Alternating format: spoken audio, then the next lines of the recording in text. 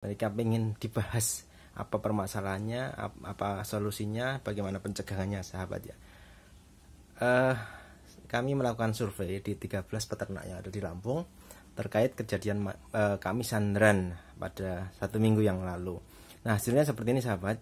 Kejadian kami sandran, kita tanyakan waktu terjadinya dari 13 peserta ini menyebutkan bahwa terjadinya 1 minggu, kurang dari 1 minggu setelah melahirkan. 6 orang, kemudian 4 orang menyebutkan bahwa terjadi setelah 1 minggu. Kemudian breed yang mengalami noasitis ini saya tak pertanyakan juga apakah Saanen atau Sapera, Jawa Randu atau Peranakan Etawa. Nah, tidak ada yang menjawab kejadiannya pada Saanen atau Sapera, tapi yang menjawab Jawa Randu ada 6 orang, kemudian Peranakan Etawa ada 6 orang, sahabat. Kemudian terjadinya pada kelahiran yang keberapa? Nah, ada 6 orang menyebutkan bahwa terjadi pada kelahiran ketiga atau lebih. Kemudian kejadiannya 9 responden ini menyebutkan bahwa terjadi pada kelahiran dengan jumlah anak 2 ekor. Kemudian semua responden menyebutkan bahwa kandangnya adalah kandang panggung. Kemudian apakah mereka melakukan pemerahan susu? Ada 6 orang yang melakukan pemerahan susu dan 6 orang tidak melakukan pemerahan susu. Kemudian penanganannya ada 7 responden yang menyatakan bahwa diobati sendiri dan 3 mengundang mantri atau tenaga kesehatan. Kemudian ada 1 yang tidak diobati.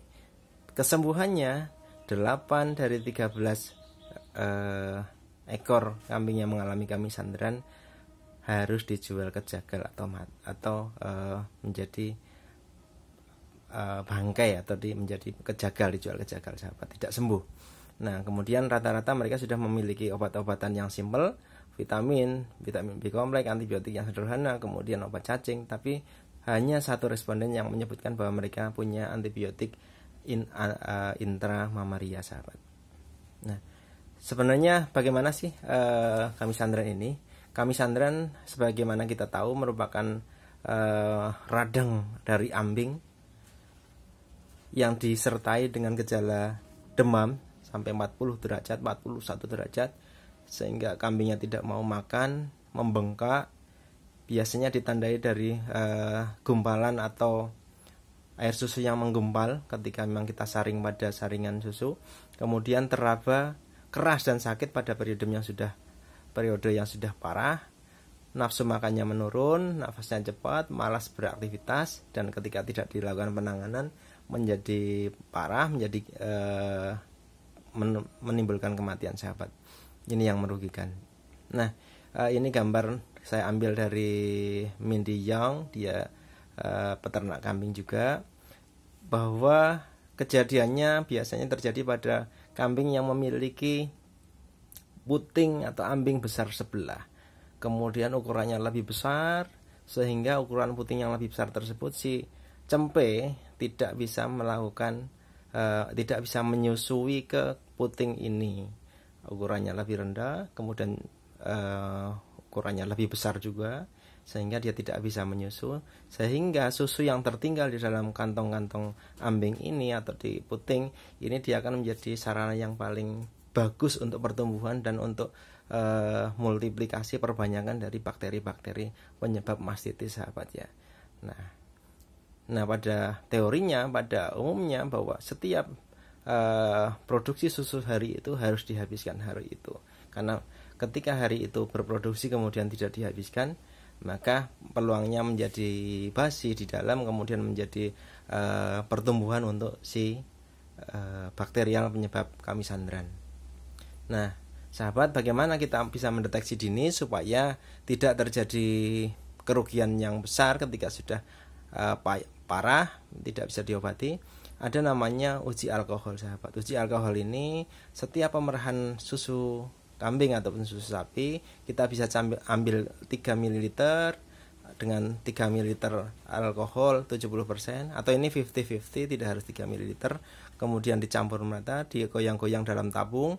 Kemudian kita amati apakah ada endapan apa tidak. Ketika terjadi endapan di pinggir-pinggir tabung atau di dasar tabung, ini berarti merupakan salah satu indikator dari terjadinya mastitis, sahabat ya. Kemudian kelanjutannya bisa kita lanjutkan dengan uji CMT, kemudian bisa kita lakukan uji ke laboratorium, sahabat ya, untuk memastikan kuman-kuman atau bakteri-bakteri penyebab dari mastitis tersebut. Nah, beberapa penelitian menyebutkan bahwa dominasi dari kuman-kuman penyebab mastitis antara lain adalah Staphylococcus yang koagulasinya negatif, kemudian Staphylococcus aureus, ada Mycoplasma ataupun Streptococcus. Kemudian di jurnal yang lainnya juga menyebutkan Staphylococcus yang CNS tadi, yang non hemolitik, kemudian Staphylococcus aureus juga, Streptococcus hampir sama ini, sahabat ya. Kemudian di jurnal yang lainnya juga menyebutkan seperti itu, koagulase negatif Staphylococcus hampir 60%, yang Staphylococcus aureus 15%, E. coli dan Streptococcus ini 11%, sahabat. Nah, ini di jurnal yang lainnya juga hampir sama, bahwa kejadian mastitis disebabkan Staphylococcus dari koagulase yang negatif sebanyak 87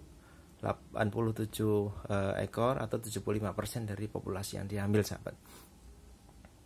Nah, untuk penanganannya ada beberapa jurnal meneliti penanganan mastitis ini dengan antibiotik yang sudah ada atau dengan menggunakan herbal atau dengan alternatif alami dari bahan-bahan dari alam. Salah satunya yang digunakan dari alternatif adalah minyak dari bawang putih, kemudian juga menggunakan madu, sahabat.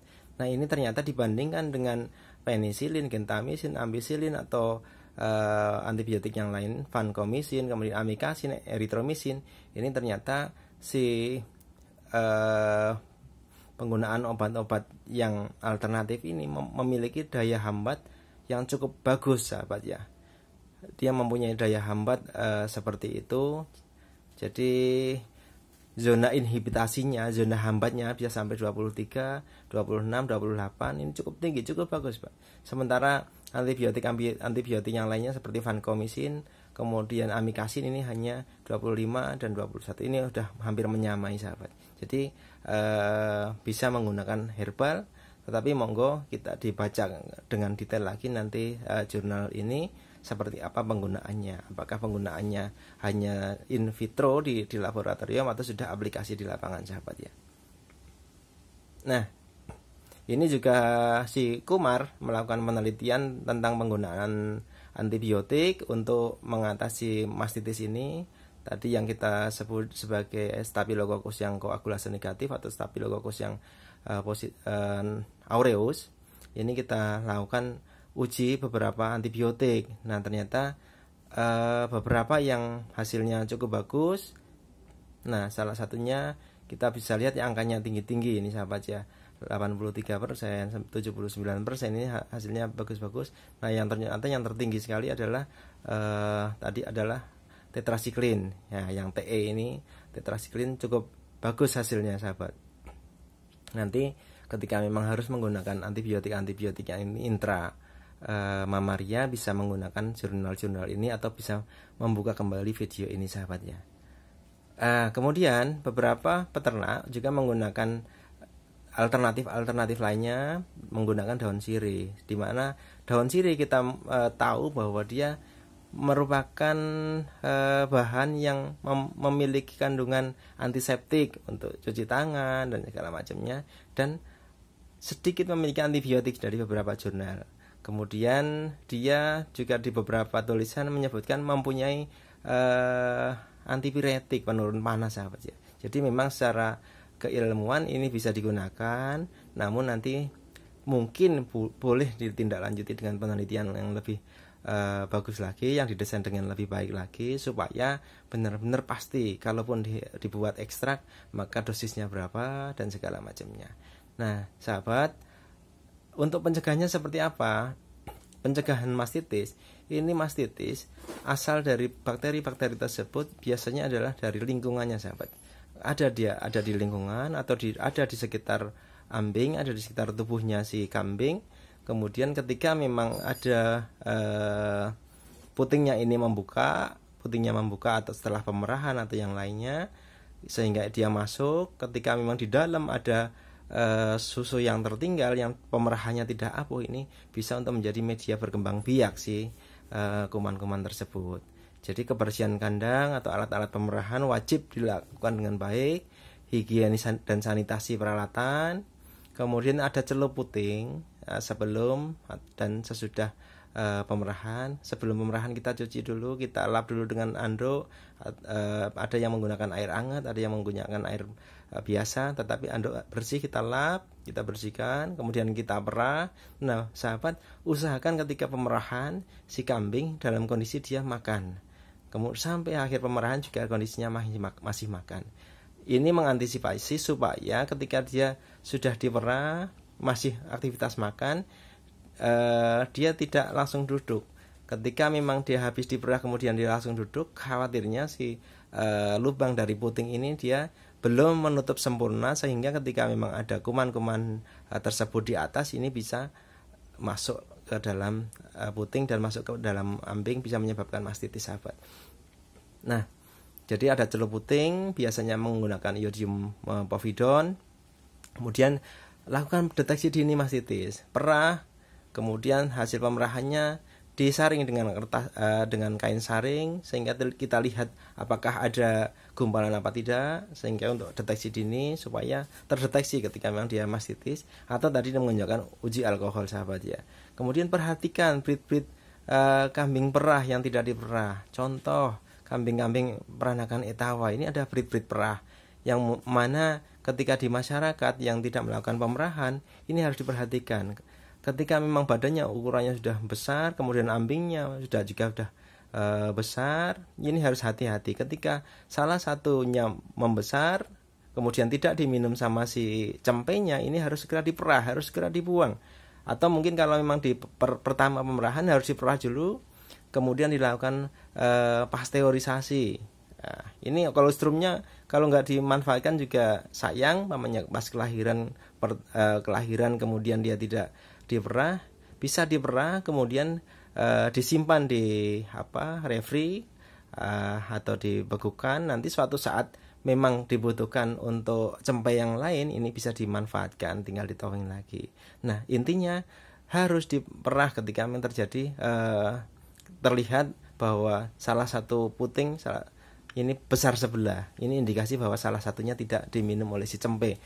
Kemudian pastikan susu induk itu habis. Kalau memang ada 2 cempe, ya pastikan dia habis. Kemudian kalau memang dia melahirkan hanya 1 cempe, sementara dia breed perah, ya mohon dilihat lagi. Kalau 1 cempe dia hanya mengkonsumsi sehari 10% berat badannya, contoh setengah liter, tapi kalau dia produksinya 1 liter, ini hati-hati, akan lebih baik ketika memang dilakukan pemerahan. Sisa-sisa susunya tidak boleh tersisa, yang nanti akan berisiko menimbulkan mastitis, ya sahabat ya. Kemudian perah dan simpan susu seperti yang besar sebelah tadi sudah. Kemudian kalau pada kambing-kambing yang dilakukan pemerahan tiap hari, harus dilakukan secara tuntas, harus apuh, jangan disisakan. Lebih baik si cempe kalaupun mau dikasihkan susu dari susu induknya ini dari dot saja, tapi pastikan si ambing ini terperah habis, ya sahabat ya. Kemudian pemberian pakan pada saat pemerahan tadi sudah disampaikan, berikan pakan pada saat diperah dan setelah diperah. Itu sahabat. Nah, pengobatannya seperti apa? Jadi ketika pengobatan yang paling efektif ketika memang ini hampir sama dengan pengobatan mastitis pada sapi, menggunakan antibiotik yang masuk ke dalam puting. Kemudian kandungan antibiotiknya tadi menyesuaikan jurnal, bisa dengan tetrasiklin, bisa dengan gentamisin. Nah, itu dilakukan ketika memang sudah dilakukan pemerahan. Jadi kondisi ambing kosong, baru kita masukkan antibiotiknya supaya efektif. Nah, percuma ketika kandungan susu-susu yang rusak di dalam ambing ini tidak dikeluarkan, kita masukkan antibiotiknya, ini barangkali konsentrasi bakterial yang ada di dalam ambing ini tidak seimbang dengan antibiotik yang kita masukkan sehingga tidak efektif penanganannya. Nah, kemudian kita perah, kita habiskan, baru kita masukkan. Pada kambing-kambing yang mengalami mastitis, pada hari itu mungkin pemerahannya lebih sering sehingga sehari bisa diberikan antibiotik ya 2 kali ataupun 3 kali, tidak masalah, supaya memang tuntas dan supaya terlokalisir. Kalaupun hanya satu puting yang dia terkena mastitis, tidak menular ke puting yang satunya. Ini sahabat ya. Kemudian bisa juga ditambahkan dengan antibiotik penurun panas ataupun anti radang. Kemudian syaratnya adalah pemerahannya harus tuntas sahabat. Nah, mungkin ini videonya mudah-mudahan bisa membantu sahabat ya. Jadi mari kita selamatkan aset-aset kita belajar kembali, kita jaga kebersihannya, kita lakukan apa yang telah kami sampaikan dalam video-video tersebut. Jangan lupa komen, like, subscribe, kemudian bunyikan lonceng untuk channel edukasi ini. Mudah-mudahan tayangan-tayangan berikutnya akan mengedukasi untuk sahabat-sahabat semuanya. Mohon maaf apabila ada kekurangan. Sekian, assalamualaikum warahmatullahi wabarakatuh.